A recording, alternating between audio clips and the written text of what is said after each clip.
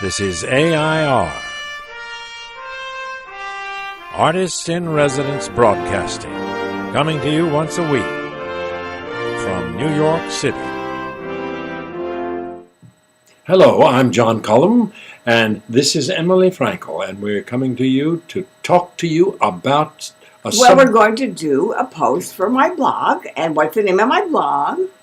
M's Talkery. Talkery, yes, that's right. And the subject today, would you like to know what the subject is? I hope it's something lovely. Well, would you please just sing for a moment, A Pretty Girl is Like a Melody? A pretty girl is like a melody of love. Okay. I think those are the wrong words. It may even be the wrong tune for all I know. Well, what I would like to know, yes, truthfully, about pretty girls? I want to know what you think is a pretty girl when you're walking down the street. Oh my goodness, I could get into trouble with this. No, you won't get into trouble with me because I know that you think I'm a rather pretty girl. That's right. You wouldn't have married me and stayed with me. That's right. So, what's a pretty girl? What is it? The clothes? Is it the legs? Is it the boobs? Is it the hair? Is it makeup? What is it? What is a pretty girl? What do you look at when you're on the street? I look at pretty girls. Tell me why. All right. Well, I'm a leg man.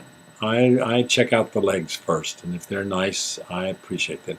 I'm not. I don't like them too skinny, and I don't like them too fat. I like them kind of like your legs are.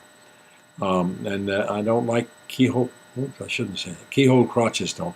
Keyhole crotches is a term I invented because ballerina girls, particularly in George Balanchine's company, have keyhole crotches. They have wonderful legs, but they don't. Here's the crotch, and the leg is kind of bow around it. Right. So John doesn't like keyhole crotches. No, and I like. And then the next thing I notice is how voluptuous they are. If they've got a nice tail, and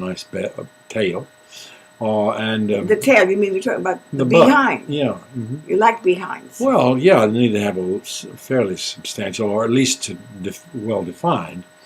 And then going up, if they have boobs, I then start thinking about their costume, their clothes, because it's usually the clothes that emphasize the breasts and the bosom. So once I get up that high, and then I look at the face, if their faces are not pretty, I go to the next legs that I can find. But are you distracted by wild clothes? If there's a woman on the street or a girl on the street in wild clothes, either they're outrageous colors, she's got pink and orange hair. Well, yeah, I think they do attract your attention, but that doesn't mean you don't.